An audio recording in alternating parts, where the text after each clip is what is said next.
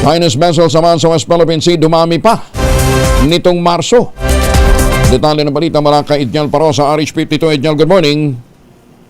Kuya Angel, halos doble ang mga sakyang pandagat ng China na naiispatan sa West Philippine Sea sa pagpasok ng buwan ng Marso. Sa monitoring ng Philippine Navy, 34 People's Liberation Army Navy at China Coast Guard na mataan sa Baudi Masinloc, Ayungin Shoal, Escoda Shoal at Pag-asa Island itong Pebrero 22 hanggang Marso 1. Mula ito sa 18 Chinese vessels sa parehong mga area, isang linggong nakalipas. Sa buong Pebrero, 62 Chinese warships at CCG ang naman mana ng Armed Forces of the Philippines sa 4 pinabanggit na key locations.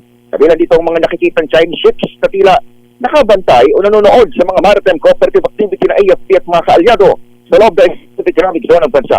Binigyan din AFP spokesperson Rear Admiral Roy Vincent Trinidad, unusual o hindi ito pangkaraniwan kahit mayroong karapatan sa ESN passage sa mga barko sa international waters. Ako si Edniel Paro sa PCRH. Una sa Pilipinas, una sa Pilipino. Maraming salamat, Edniel. Ganda ng